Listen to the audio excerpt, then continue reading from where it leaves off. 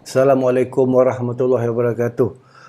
Kita telah berjumpa lagi kita pada petang ni di platform KL Media Hotspot, satu platform yang akan membongkar isu-isu panas di negara ini, Malaysia. Jadi kita pada hari ini kita rasa amat bertuah sebab kita akan bersama-sama dengan seorang tokoh, seorang pemain industri, seorang ahli perniagaan yang terlibat secara langsung untuk tajuk kita pada hari ini yang bertajuk tentang ke mana hala tuju daging di Malaysia, ke mana hala tuju industri daging di Malaysia, terutama yang melibatkan peniaga Melayu. Jadi sebelum kita teruskan platform kita ini dengan tajuk yang telah saya sebutkan tadi, saudara-saudara boleh like dan juga share dan juga subscribe di platform KL Media Hotspot. Ini adalah penting kita sebar luas maklumat yang kita dapat ni untuk semua sahabat-sahabat dan juga kawan-kawan. Dan baru-baru ni saudara-saudari kita digemparkan dengan isu kartel daging di mana dengan penangkapan beberapa sindiket di Johor dan kita mengucapkan tahniah kepada pihak Makis melalui ketua pengarahnya telah berjaya menangkap pemain-pemain kartel yang saya rasa yang agak besar dan telah dibawa ke muka pengadilan. Tapi pada hari ini saudara-saudari saya rasa amat bertuah dapat berjumpa dengan seorang yang memang terlibat dalam industri daging, memang terlibat dalam permainan daging beku, sejuk beku, daging yang memang daging Malaysia dan juga daging sejuk beku daripada luar negara, dan memang telah lama terlibat saudara Najib Jalil. Ya. Assalamualaikum Tuan. Waalaikumsalam warahmatullahi wabarakatuh. Terima kasih berani kerana bersama-sama dengan saya pada petang ni untuk kita berbincangkan isu yang panas akhir-akhir ini, di mana isu kartel daging. Dan daging ni merupakan satu makanan yang cukup penting bagi orang Islam dan juga orang Melayu. Sumber protein. Dan bila kita dengar tentang isu tentang daging haram yang menjadi halal, kita rasa gusar, kita rasa takut, dan dah menjadi satu fenomena, dah jadi satu fobia untuk kita membeli daging sejuk beku di pasaraya. Okey, untuk membongkar isu kita pada hari ini sesuai dengan platform kita pada hari ini, bongkar. Okey, saudara Najib Ali. Boleh Najib Ali. Najib Ali Singapura. Okey. Saudara Najib boleh perkenalkan diri dulu dalam 5 minit untuk kita kenalkan kepada penonton di luar sana. Assalamualaikum warahmatullahi wabarakatuh. Terima kasih kepada tuan moderator kita dan juga tuan punya rumah. Tuan punya rumah apa nama? Tuan punya rumah KL Video Hotspot. KL Video Hotspot. KL Video Hotspot kerana sudi menyemput, dan pada saya jemputan ini adalah satu fardu kifayah, yang mana kita ingin memberitahu kepada orang ramai di luar sana tentang senario dan situasi industri daging. Sebelum kita pergi ke lebih lanjut lagi, saya suka untuk perkenalkan diri kita, sebab nanti orang di luar sana mesti tanya-tanya, siapa pula yang bercakap ni? Kan? Dia ni orang tak siapa-siapa ke kan? So, saya di sini mewakili Grup Transformasi Ruminan. GTR, kalau kita tengok yang identiti pada baju lah yang ada. GTR, Grup Transformasi Ruminan. Grup Transformasi Ruminan ini adalah sebuah kelab para penternak yang majoritinya, bukan semua tapi majoritinya terdiri daripada para penternak ruminan yang berada di seluruh Malaysia, termasuk Sabah dan Sarawak.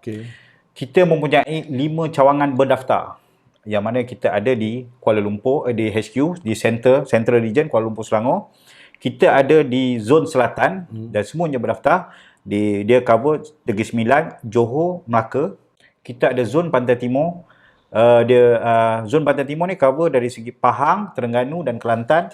Kita ada zon utara yang cover bermula daripada Perak, Terengganu, Perak, Penang, Kedah dan juga Perlis. Dan kita ada zon Sabah, yang mana di sana cover Sabah dan Sarawak. Dan kesemua zon kita berdaftar, dan kita adakan mesyuarat tahunan dan mempunyai ahli yang berdaftar dengan kami. Itu antara kelab kami, dan aktiviti yang kami lakukan. Kami terlibat secara langsung dalam pembangunan industri ruminan, yang mana kami telah melahirkan lebih daripada 500 usahawan melalui program-program kursus from zero, daripada zero hingga menjadi penternak. Dan ada di antara hari ini rakan-rakan kami, ahli-ahli kami yang telah berjaya di dalam bidang ruminan ini, khusus ruminan. Ruminan ini sebelum itu saya ingin tekankan, ruminan ini adalah binatang yang berperut 4. Yang mana kategorinya seperti kerbau, lembu, kambing, rusa. Seladang. Ayam tu tak masuk. Kadang-kadang orang confuse apa tu ruminan.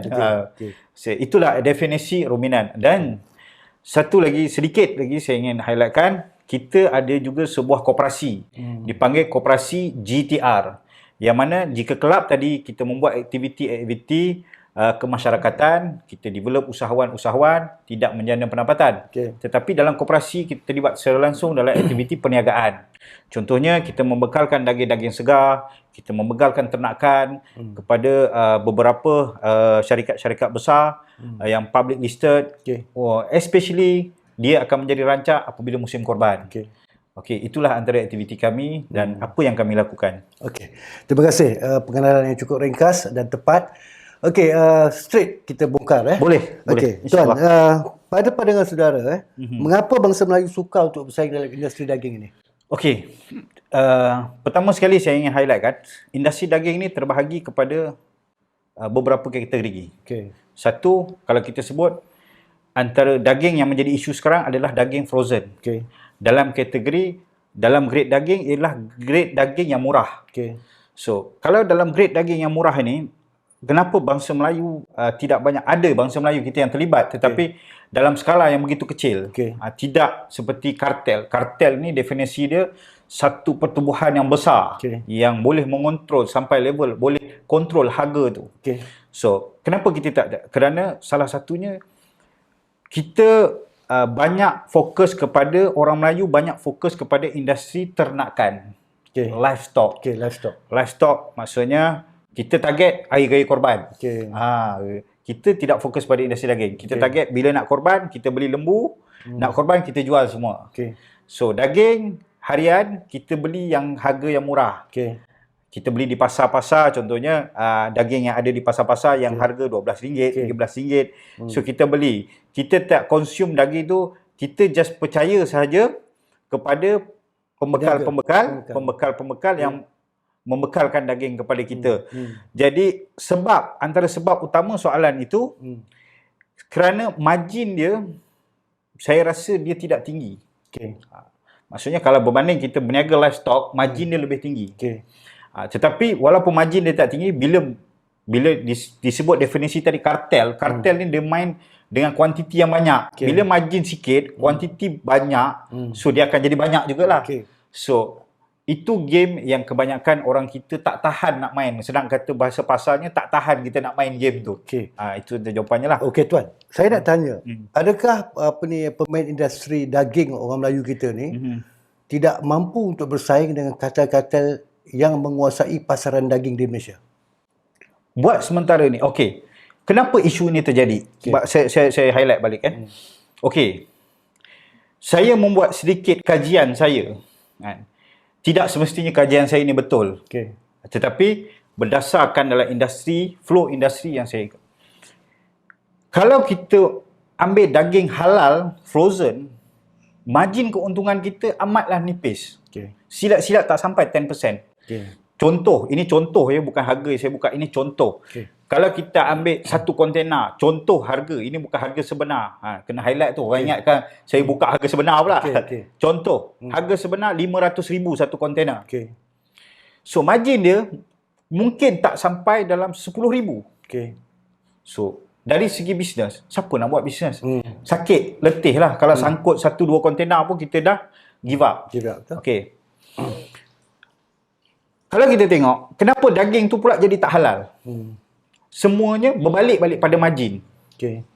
Kalau saya kaji, balik-balik pada margin. Contoh kalaulah daging, saya Alhamdulillah Allah Ta'ala izinkan saya banyak ke negara Eropah, ke Jepun, ke mana-mana untuk belajar dalam industri ni.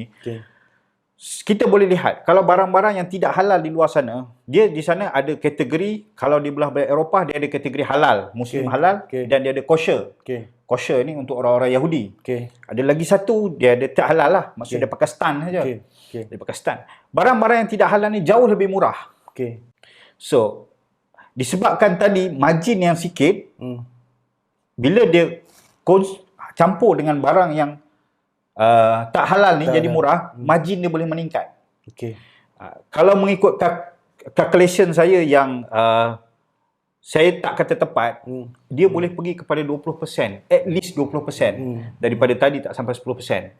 Jadi benda ini yang menyebabkan industri ini jadi seperti sekarang. Saya rasa soalan saya terjawab. Okey.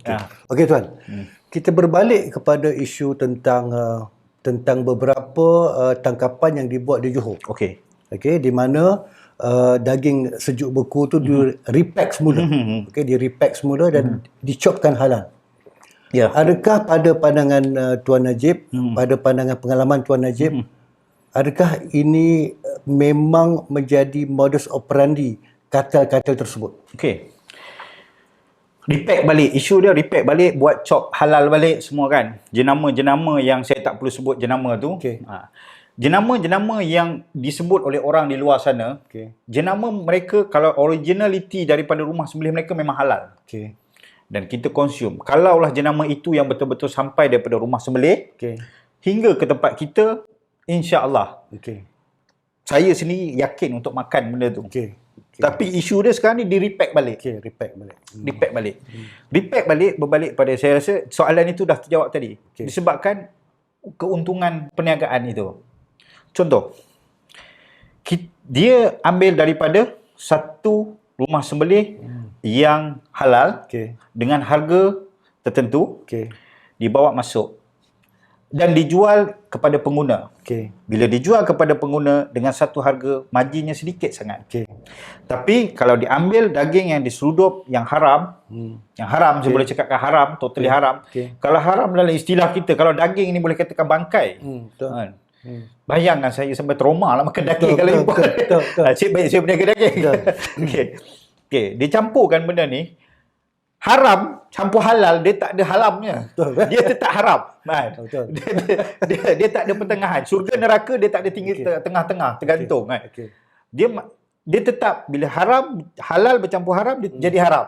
Dia takkan menjadi halal separuh, haram separuh. Dia tak boleh match. Itu yang menjadi keraguan rakyat Malaysia sekarang bila dapat tahu tentang pembongkaran tentang isu daging haram ni. Itu yang merisaukan rakyat Malaysia. Pasal kita sebagai consumer, kita tak tahu sama ada daging yang kita beli di pasar raya halal atau halal. Kata halam. Halal kita tak tahu. Okey tuan. Saya nak tanya, pengalaman tuan dalam industri ini, adakah kartel-kartel ini memang sudah lama terlibat dalam industri ini di Malaysia? Kalau daripada pengamatan yang kita bukan ada maklumat penuh. Kami tak ada maklumat penuh sebab kami bukan kartel. Jadi daripada apa yang kita lihat dalam industri, sebab macam kami terlibat dalam industri dan daging yang agak high end. Contohnya kita bawa masuk Wagyu daripada Jepun. So daripada Wagyu daripada Jepun tu kita berani jamin kehalalannya.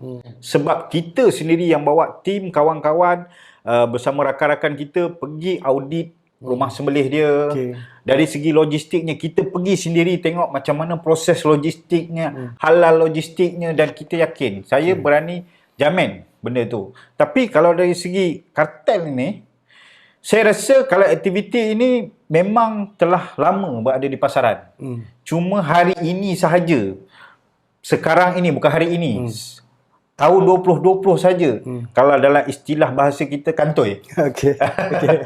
Baru kantoi kantoi. Tapi kita tengok sejauh mana kantoinya.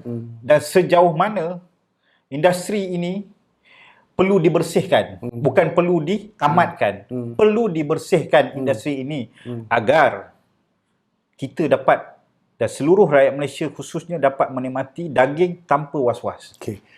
Adakah tentang berita penangkapan kartel-kartel tersebut, tentang pembongkaran isu kartel ini melegakan industri bangsa Melayu kita? Dia satu, ada kalau kita lihat pada graf sales daging segar tempatan. Kalau kebanyakan orang-orang Melayu kita, orang-orang Islam terlibat dalam industri daging segar tempatan, menternak. Tetapi kita masih belum lagi boleh melawan harga bukan kata melawan, kita masih belum boleh pergi level kepada harga murah macam daging frozen. So impact dia belum benar-benar besar. Sebab contoh, kalau daging segar tempatan, kalau kita pergi ke pasar borong kan, kita lihat di bawah ada daging, di atas ada gantung karkas, dipanggil peha, kan. Siapa boleh jamin daging yang di bawah itu adalah daging segar? Siapa yang boleh jamin? Kalaulah daging di bawah itu daging tidak segar, daging frozen yang diimport, yang kita tahu yang kata-kata supply, dan di atas tu saja yang gantung daging segar, mereka packkan daging di bawah. So ia juga tidak membantu industri. Dia tetap akan pergi kepada kartel tu balik. Dalam keadaan sekarang. So pengalaman saya sendiri, saya banyak pergi ke pasar-pasar. Saya kata tidak semua peniaga pasar, tetapi ramai yang mencampurkan daging frozen dijual sebagai daging segar di dalam pasaran, dan dia declare daging itu daging tempatan segar. So hari ini kalau ia kata benda ini membantu industrinya, dia tidak sepenuhnya membantu. Sebab oleh golongan-golongan seperti ini, dia mengambil kesempatan, tetapi dia menjual juga daging frozen itu, daging yang import, yang kita tidak pasti sekarang ni kehalalannya, tetapi dia declaration sebagai daging segar tempatan. Okey Tuan, saya nak tanya secara terbuka, kita bongkar bagaimana pula dengan penguatkuasaan di Malaysia yang Tuan boleh luahkan, yang boleh Tuan rasakan pengalaman sebagai pemain industri ini?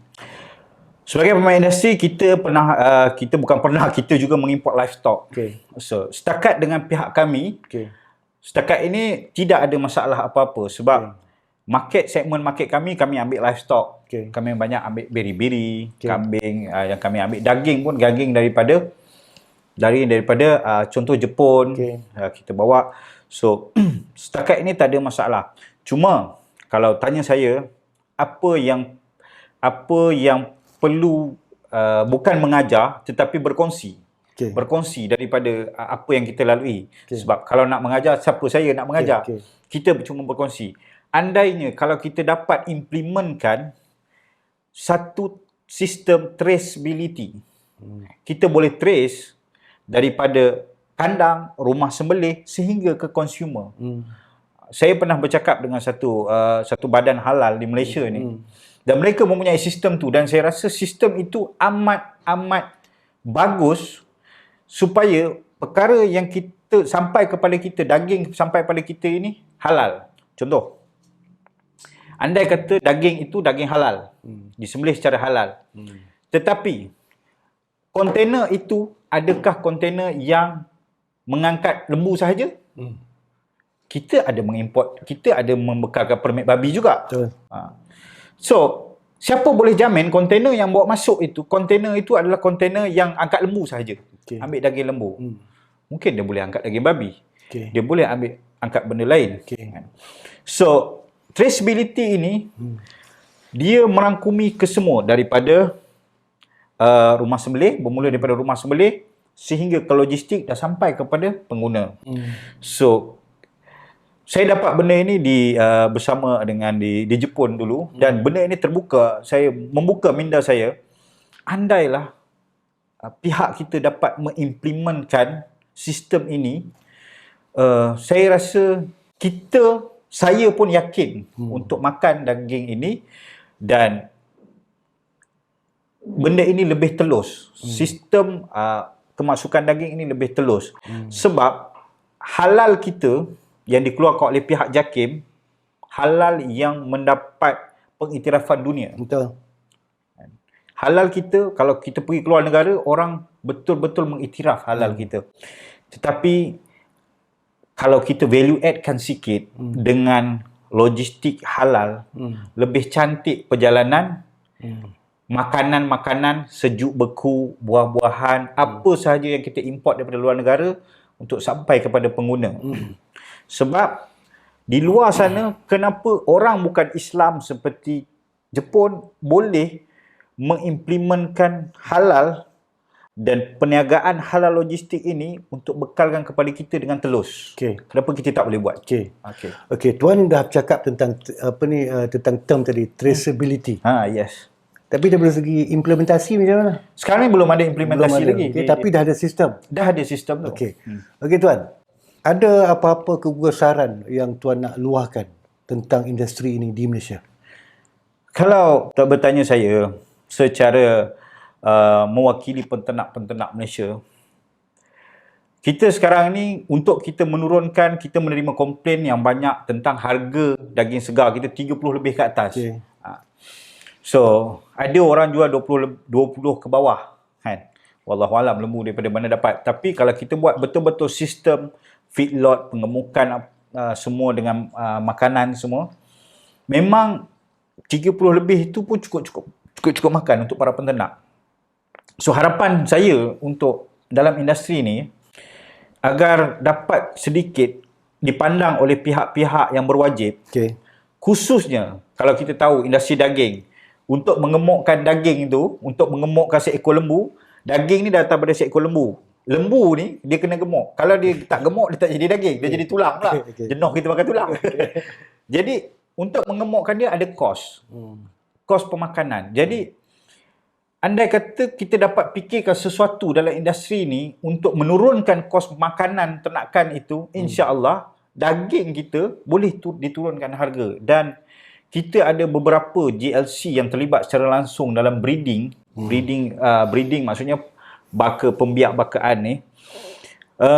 Kalaulah dengan penurunan harga makanan ternakan ni, feeding cost ni, ia dapat membantu merancakkan lagi ekonomi dan juga ekonomi serta merancakkan lagi industri pembakaan lembu ini. Okey, kita pernah dulu 4-5 tahun yang lepas kita mempunyai satu yang kita panggil NFC, National Feedlot. Okey, ini satu yang baik yang telah dibangunkan oleh pihak kerajaan tetapi gagal, okey, untuk membantu orang Melayu kita tapi gagal. Okey tuan, saya nak bertanya kepada tuan tentang isu apakah yang kita boleh tambah baik kepada industri daging terutama untuk peternak-peternak Melayu kita. Kalau tanya penternak-penternak tempatan saya lebih suka menggunakan istilah tempatan, penternak-penternak tempatan. Sebab bila kita guna tempatan, majoriti penternak negara kita adalah bangsa Melayu. So, penternak-penternak tempatan ini peranan, of course, kalau kita ada bantuan daripada kerajaan dari sudut pemakanan, macam mana cara jalan macam menurunkan harga pemakanan ini, memang ia dapat lagi merancakkan industri ini. Apa yang tuan masukkan dengan pemakanan apa ni, something yang ada vitamin ke yang sampai mahal sangat costing? Dia macam ni. Kalau kita tengok industri lembu. Seseorang kata nak buat lembu. Dia nak buat lembu ni untuk apa? Satu, adakah dia nak buat masuk lembu untuk korban saja? Jadi kalau dia buat masuk untuk korban, dia tak pedulilah lembu tu, janji lembu tu gemuk, janji lembu tu jangan gemuk sangat pun tak, sebab dia ada kategori. Korban negara kita dia ada kategori. Dia ada kategori yang paling murah, sederhana murah dan mahal. Kalau tempat kita ni orang pilih yang murah, kurus. Mana yang paling murah? Yang kurus lah. Kalau geng-geng Bangladesh ni dia cari mana yang paling mahal bang. Abang mana paling mahal? Dia pergi kanan cari mana paling besar, mana paling mahal. So iaitu yang dia beli. Kalau kebanyakan orang kita, mana yang paling murah? So, insyaAllah dengan ada video ni, mungkin lepas ni kita boleh cari solusi kita korban yang terbaik. Kita cari yang paling besar.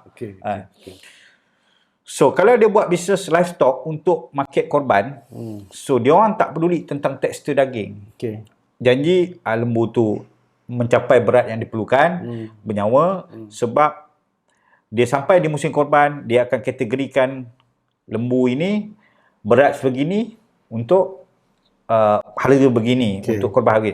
Tapi dalam kita bercakap sekarang ni konteks daging. Kalau kita buat kandang itu untuk lembu pedaging. So, kita mestilah satu, kita ada kos makanan, kita ada kos rawatan, kita mesti ada dipanggil DWG, Daily Weight Gain. Kita mesti ada rekod setiap hari berapakah lembu kita naik berat dia. Bila kita rekod, kita tengok bila kita sembelih lembu kita ada satu benchmark SOP berapa berat lembu kita. Contoh 500 kilo baru kita sembelih. Sampai lembu kita 500 kilo kita sembelih, kita lihat karkas dia berapa berat dia. So at least karkas kita boleh pergi kepada 50% ke atas. Berat hidup tolak berat karkas, itu mendapat racing percentage, kita panggil racing percentage. Racing percentage kena tinggi. Barulah dia boleh menjanah income. Tapi untuk mendapatkan racing percentage yang tinggi itu, pemakanan adalah faktor utama. So, berbalik-balik, kalau pusing, faktor pemakanan. Kalaulah pihak kerajaan dapat membantu, fikirkan satu cara, bukan bantu bagi duit saja. Kita sama-sama brainstorming, fikirkan satu cara, macam mana kita dapat minimizekan harga makanan ternakan dalam Malaysia ni, supaya harga daging dapat diturunkan. Jadi faktor utama harga daging tinggi disebabkan faktor makanan lembu tersebut yang tinggi. Kalau lembu yang tak gemuk, kita sembelih lembu tak gemuk dan kita buat daging. Of course kita rugi sebab banyak tulang. Banyak tulang kan. Okey tuan, perkongsian yang cukup hebat pada hari ini, banyak maklumat-maklumat yang saya dapat tahu dan juga penonton di luar dapat tahu. Kita berkongsi sama-sama pada hari ini dan kita minta saudara-saudara yang menonton untuk like dan juga subscribe KL Media Hotspot. Kita bersama dengan seorang yang hebat yang memang pemain industri dalam bidang daging. Okey, terima kasih. Saya ucapkan terima kasih kepada Terima kasih kena menyebut di atas kesudian untuk bersama-sama dengan saya pada petang ni untuk kita berbincangkan tajuk pada hari ini, bongkar tentang isu daging halal pada hari ini. Jadi saya Faizal Muhammad Nur mengucapkan banyak terima kasih kepada tetamu kita pada hari ini. InsyaAllah kita akan berjumpa lagi pada masa yang akan datang. Sekian wabillahi taufiq wal hidayah. Wassalamualaikum warahmatullahi wabarakatuh. Waalaikumsalam warahmatullahi wabarakatuh.